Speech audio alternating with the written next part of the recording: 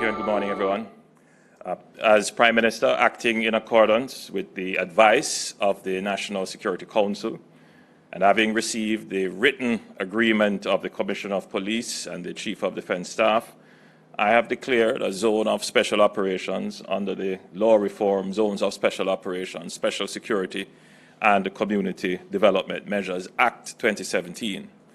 The law reform Zones of Special Operations, Special Security and Community Development Measures Augustown Zone Order 2020 has been gazetted. The community of Augustown has been assessed as a significant contributor to the level of crime in the St. Andrews Central Police Division, and for some time now has been designated a hotspot within this police area. Based on the assessment, there is an urgent need for intervention. The presence of major gangs in the community, as well as a number of other less organized gangs, has over the years contributed to the level of crime. Additionally, the criminal activities of these gangs are not only restricted to the geographical boundaries of the community, but have negatively affected other areas. The community in 2016 went a year without murder, and it has been the beneficiary of several anti-violent social intervention efforts over the decades. Home to a rich cultural history, and with its proximity to the University of the West Indies and the University Hospital of the West Indies, the community is being robbed of its true potential. A study undertaken in 2017 pointed to a number of developmental challenges affecting the area. Among those were the proliferation of guns in the community, unemployment, weak family and parental support, and poor community development facilities. This, unfortunately, is also the case in other communities. Much is required to comprehensively address social ills and to achieve tangible, lasting change. The declaration of a zone of special operations is deemed necessary and suitable at this time to apply targeted measures to restore public order and sustainable peace, and in so doing, ensure enduring transformation of the community. Every community is different, and it will take time to achieve the intended aim.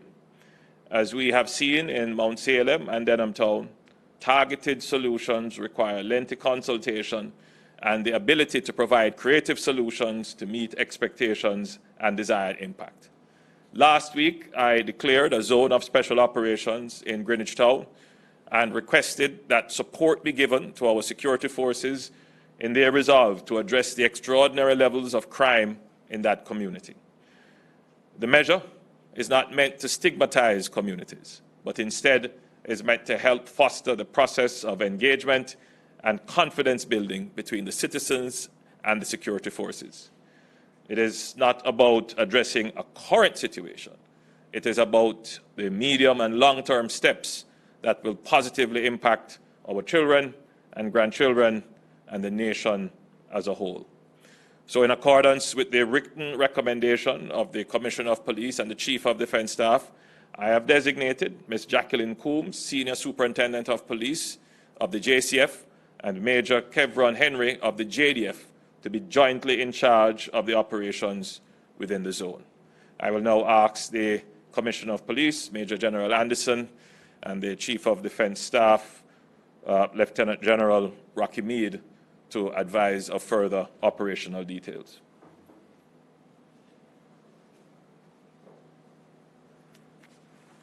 Thank you, Prime Minister, and good morning to everyone.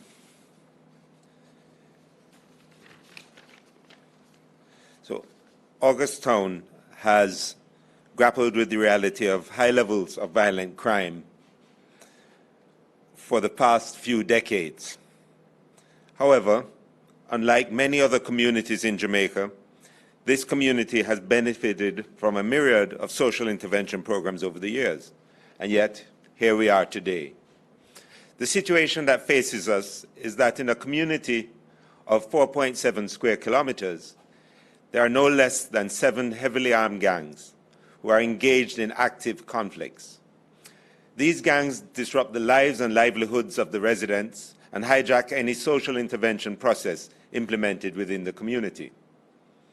Since the start of the year, 7 residents of the community have been murdered, and a further 14 people have been shot and injured. All of the murders and shootings in Augustown have been attributed to gangs, and everyone who has been murdered in the community has died by the gun. In the 16 combined incidents of murder and shooting, over 100 spent casings or rounds from weapons, including rifles and shotguns, were recovered from the scenes. Another reality is that the gunmen from Augustown often carry out their violent activities in other policing subdivisions. In the neighboring Papine Station area, there have been 7 murders and 3 shootings, which are not unrelated to what happens in Augustown. Even though other crimes are down in Augustown this year, the desire among some to commit violent acts continues. A number of gangsters are from the community and live among the residents. Even though they may leave from time to time, we know that there are witnesses who are afraid to say what they know. Therefore, we are creating an environment that will allow persons to come forward and tell what they know. I have visited the community. We have patrolled the streets in good and difficult times, and there has been a consistent, clear message from the residents of Augustown that they are willing to cooperate with and support the security forces. We need the support and cooperation of the community now more than ever. The Zone of Special Operations is one of several tools within the crime reduction strategy that will provide the security framework for the control of violence within the space. It will also allow for the progression of cases under investigation and facilitate the necessary multi-agency social intervention required to create sustained peace. As a consequence, and in consultation with the Chief of Defense Staff, we have requested that a zone of special operations be declared in the Augustown community. As has been demonstrated through the previous and current zones, this enhanced security measure has been effective in not just reducing violent crimes, but creating the conditions that lead to long-lasting peace and stability. As always, we are committed to delivering all the other policing services to the community. The activities under the legislation will supplement our existing law enforcement arrangements to deal specifically with violent crimes. As we do our work, there may be some delays and inconveniences. We ask persons doing business in or transiting Augustown for your patience and understanding. If you are wondering how you can help, let me remind you that you can call Crime Stop at 311, which is, as always, completely confidential.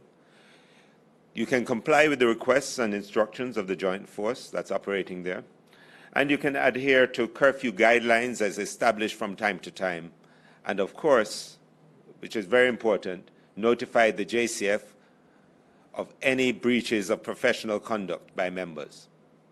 You have our commitment that your police officers will treat you with respect, and our hope is that through this enhanced security measure, we will build stronger bonds with the people of Augustown and adjacent communities.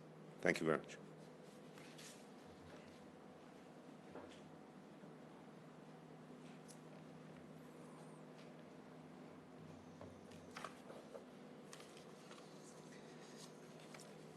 Prime Minister, Minister Chang, Minister Williams, Attorney General, P.S. Sewell, Commissioner Anderson, citizens of Jamaica, ladies and gentlemen, members of the press, good morning. As the Prime Minister and the Commissioner outlined, the community of Augustown has seen significant levels of violence. A major contribution to these incidents is the prevalence of numerous weapons and ammunition in the hands of gangs. The security situation has proven to be well beyond normal policing and requires, therefore, the special measures that we have recommended. Earlier this morning, the Jamaica Defense Force and the Jamaica Constabulary Force deployed to sections of the community of Augustown to begin preparation for the declaration of the Zone of Special Operations along the following boundaries. To the west, beginning at the intersection of Goldsmith Villa Road and Princess Alice Way, The boundary extends in a westerly direction along Princess Alice Way to the Goldsmith Villa Seventh-day Adventist Church, and then southeasterly for approximately 190 meters, and then in a northerly direction running along the eastern boundary of the University of the West Indies wastewater treatment plant to its intersection with Mona Road and Hermitage Road. To the north, continuing from the intersection of Mona Road and Hermitage Road, the boundary runs in an easterly direction along Hermitage Road to its intersection with University Road, and then continues in an easterly direction to its intersection with the Hope River.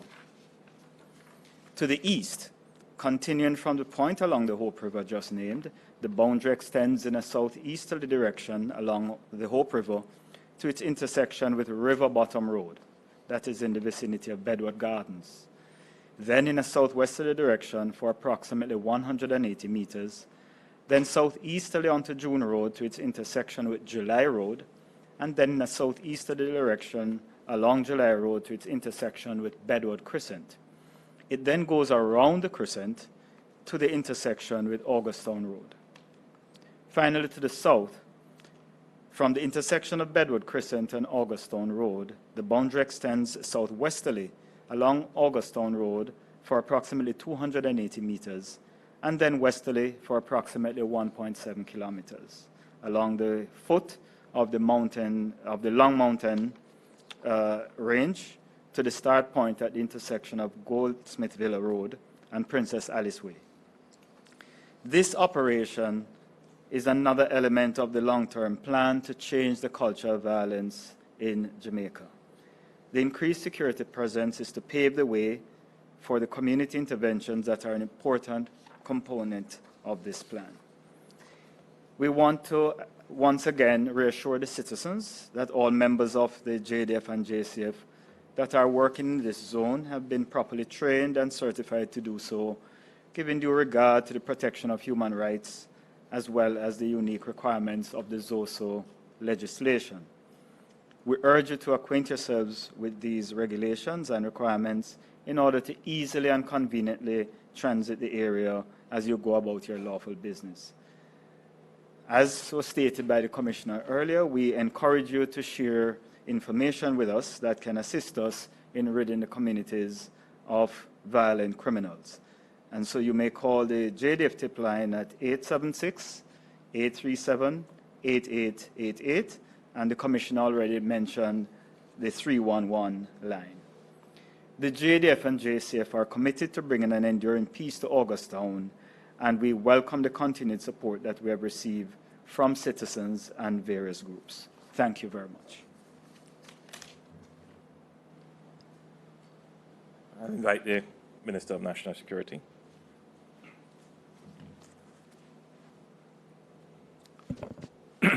Thank you, Prime Minister, Minister Favour Williams, and Member of Parliament in the affected area, our Attorney General, Mr. Marley Malou Fort, Commissioner General Tony Anderson, and Chief of Staff General Rocky Mead.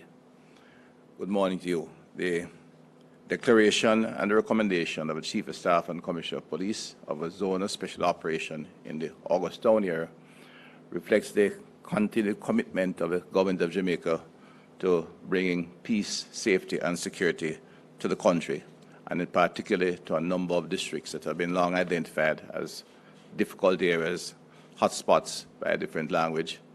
Indeed, the need to address the broad issues in these communities have long been identified. In fact, the Community Renewal Program was examined very early on as a means of defining these communities.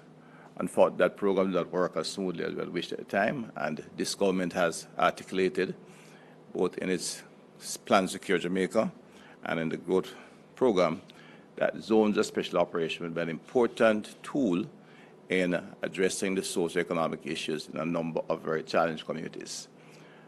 It is a new mechanism, or a more appropriate mechanism, to deal with the social and economic challenges, because we provide a safe and secure foundation on which to effect the transformation that is required to bring about peace and safety in these communities. And this declaration is again a reflection for commitment to ensure the District of Augustown will not only have various interventions, but all interventions will be based on a secure foundation. When the citizens feel safe, and it will increase their cooperation with the police, will be able to disrupt the gangs, find them, prosecute them, and get them off the streets, and ensure the process of rebuilding and transforming Augustown into a dynamic residential community where individuals can, in fact, achieve their dreams and live a better quality of life will exist. It will ensure that we can move towards a community in which peace, safety, and prosperity will be. Thank you.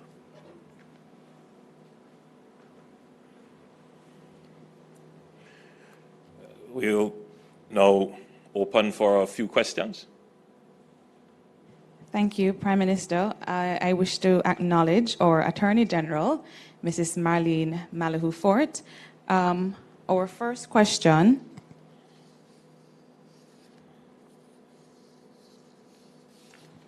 Vanessa Silvero.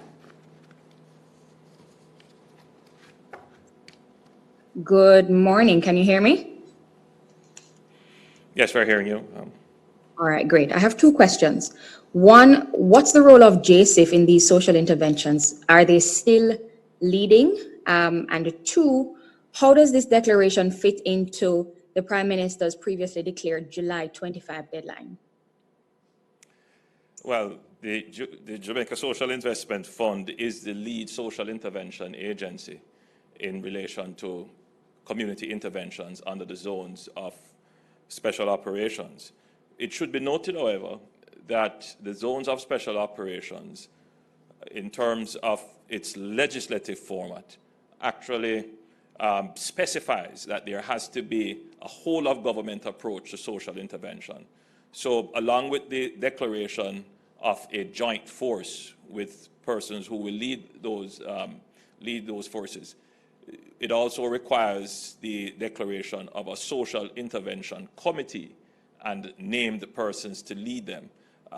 I chair the committee, and the deputy chairman of the committee is actually the executive head of the Jamaica Social Investment Fund. So the law contemplates that along with the security intervention, there will be a structured and sustained social intervention from all agencies of government. And the Jamaica Social Investment Fund is the coordinating agency for the implementation of the programs. Of course, there is a more detailed structure as to how the zones are operated, and at a later stage, the Minister of National Security will articulate to the public that structure. In terms of the July 25th deadline, that is the end of the presently declared states of public emergency, which are a different set of measures. And from my perspective, there is no deadline to end. We ask for 90 days. We go back to Parliament. And if Parliament so wishes to extend, then we go again.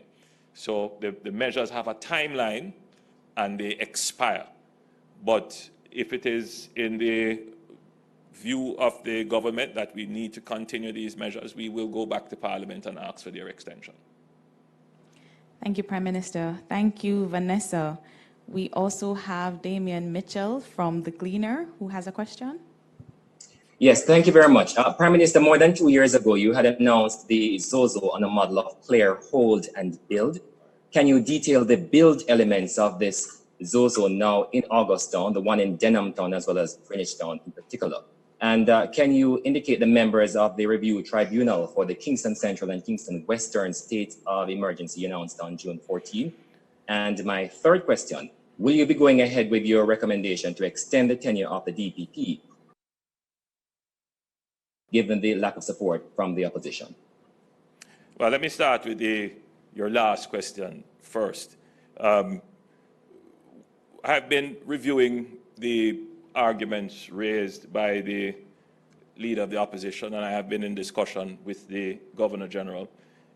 The convention that has happened, and it's a convention that has served us well, is that these matters are not drawn into public debate. And so I won't make any comment And I think except to say that it is unfortunate that this matter has reached into the public domain, it does add various levels of complications to the appointment. Having said that, and having reviewed and consulted, I have made a recommendation to His Excellency the Governor General for the extension of the service of the DPP for 3 years. I won't go any further into those discussions except to say that it was important to ensure that the office had enough time to prepare for transition and management, and I believe that the present DPP has done excellent work. In terms of the persons who are on the tribunal, I'll allow the Attorney General. Attorney General, you could just answer that question. Thank you, Prime Minister. The tribunal is chaired by Mr. Peter Champagny, Queen's Counsel, and has Madam Justice Retired Gloria Smith and Miss Marjorie Shaw as members. In terms of the build phase, the best example would be the work that we have done in the Mount Salem zone of special operations. And the reason why I'm saying that would be the best example is that we started there from scratch. There were no previous interventions, and we have put in both what we would call the soft interventions in terms of interventions having to do with the development of human resources, and also the hard interventions, the infrastructure and environment. And I believe that community is doing exceptionally well. In the Denham Town community, we layered on top of what already existed. In other words, the Jamaica Social Investment Fund already had interventions in place, particularly for infrastructure, sewage and roads to be precise, and we layered on top of that the soft interventions. In the newly declared zones of special operations, we will be focusing on both the soft interventions and the infrastructure interventions, and those should be rolled out in another 2 or 3 weeks. The social intervention committees have been appointed, and they are now about, as well, in the Greenwich Town area, we have just appointed that social intervention committee. We'll do the social intervention committee for the Augustown community, and then once they meet and decide and make the priorities, then we will start implementation of the various social intervention projects. Thank you for your questions, Damian. I acknowledge Brittany Clark from Nationwide. Hello, good morning, everyone. So my question is for the police commissioner. With regards to the movement of the security forces into the community or into that section of Augustown, has any police intelligence led to the detaining of any of the criminals in the area which may be known to them? And what level of intelligence has been gathered by the security forces in order to initiate this ZOSO? And is the exercise going to be that you're going to investigate the sources, or are you going in for specific people? Is it that the intelligence? Sorry, Brittany, there was a little part at the beginning I missed. It sort of was a little garbled. Could you just say? Oh, yes. Okay, yes. I was asking about, since the movement of the security forces into the community this morning, yes, has the police intelligence led to the detaining of any of the criminals in the area which are known to the security forces, or is it that the exercise is going in so you can investigate closer to the source of crime, or are you going in for specific people? Has intelligence? So I think the answer would be all of the above. So as to what the results have been this morning, I haven't gotten the feedback on that yet, how many of the persons that we were looking for we got. As you know, the clear process is not just designed to pick up specific people, but also to displace gangs. We have a number of follow-on operations to do outside of the area, and simultaneous operations that take place, so that because we are aware from an intelligence perspective of some of the locations that people go to when they leave that area. So we should see a number of sort of arrests over the next few weeks, as people displace and see what we get from there. Also, we're going to go through an extensive period of search, looking for illegal firearms over this clear phase, and then we'll move into that hold phase and create the conditions to get all these social intervention groups that generally come in with the Zone of Special Operations, obviously led by JSIF, and get all of that going in Augustown. I think it's particularly on the soft side, there's a lot of work that needs to be done there for long-term results. Thank you, Brittany. We have a question from Ms. Janet Silvero.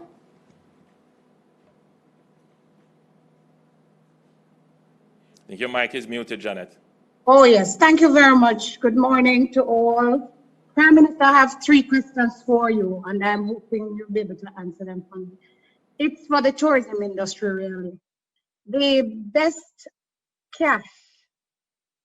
Many of the hoteliers say that they have not been paid the best cash of $18,000 since it was announced. They have not been paid since April, and many of them say they're out of pocket at this time. They're also unable to access the grants. That's the grants that were promised to them. So they would like to find out what's the status, and the fact that a committee was supposed to have been established, where has that reached? In addition to the fact that the TAJ has been sending them technical advisories of demand notice, saying that they are owing them for the additional money that they had to pay for persons who have to pay PAYE, which would be, so instead of paying $18,000 to their staff, they ended up having to pay $19,000.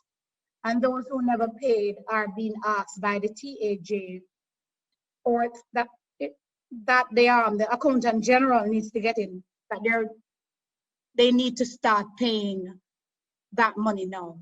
However, they are not the ones who are supposed to be paying, but the Ministry of Finance. Would you be able to give us some information on that? Janet, I'm aware of the situation, and I note that you have taken the opportunity to bring further public attention to it. I have received inquiries, indeed complaints, from some hoteliers and people in the tourism industry regarding this matter. I have had discussions with the Minister of Finance on this matter. The Minister of Finance, I believe, addressed some of this in his presentation yesterday in Parliament. And what I will do is undertake to have him directly respond to you with the answers so that you could, as a journalist, publicize them in your news outlet. I wouldn't, as it's our protocol, speak on these matters directly because, one word could lead to confusion. So it is best that the Minister of Finance addresses this matter. But suffice it to say, from what was explained to me, is that he is aware of it. He has responded to complaints that have been made to him, and the government will pay, but there are steps that have to be taken. The Ministry of Finance has to ensure that every single dollar that it spends is accounted for appropriately. Thank you, Ms. Silvera. We have now Mrs. Dion Jackson-Miller from the RJR Communications Group. Mrs. Miller. Thank you so much. A couple of questions. One, Mr. Prime Minister, you're on record as saying you wouldn't hold an election while states of emergency are in operation. Would it be fair to conclude that the same doesn't hold for the ZOSOs? And is it that by July 25, when the SOEs expire, they'll be replaced in all those areas by ZOSOs? That's one. Two, in relation to the issue of the DPP, you said in response to Damien that you think it's important for there to be time. But the Constitution does set a retirement age of 60, which means the time for the expiry of the tenure is well known. So there is time to plan. So how does that hold up in the context of someone who might ask why? And finally, and I'd also love the AG to comment on this as well, rather than go through this process every time there is a DPP who is about to approach retirement age, why not have a parliamentary debate as to whether the constitutionally mandated retirement age of 60 should be extended? Dion, that's a good question, and it's something that I'll actually take under serious consideration because, as you say, we've always had this challenge. I think that generally, most persons would agree that the current DPP has done a fairly good job in building out the office of the DPP. And I think that's not just in the execution of her role, but certainly in terms of strengthening the institution itself. And from the government's perspective, we were satisfied. We paid attention to the considerations and concerns raised by the leader of the opposition, and after consultation and with deliberations as well internally and with the Governor General, we decided to extend her term of service for another 3 years. And just looking at it from a public good point of view, I don't believe that any harm has been done. And I think that the expression of confidence in the work of the DPP will ensure that the public continues to be well served. And of course, the issue raised by the leader of the opposition, which I found to be a very curious concern, that the DPP, that an incoming administration should not be in any way tied to the existing DPP. I wasn't convinced by that argument, which I found to actually undermine the Constitution and the authority of the office. And I've found that to be an unfortunate statement which was raised in the public domain. In terms of whether or not the SOEs will be replaced by zones of special operations, Dion, you will know that the zones of special operations are an entirely different form of crime fighting strategy and social intervention, quite different from the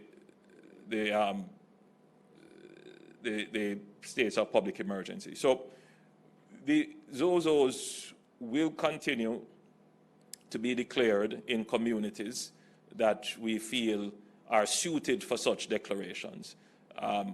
They are not of the scale and magnitude as would be the declarations of states of public emergency. They will operate on a totally different platform and a totally different basis of declaration. As I said earlier, and you have pointed out as well, that it would not be my intention to have an election conducted during states of public emergency.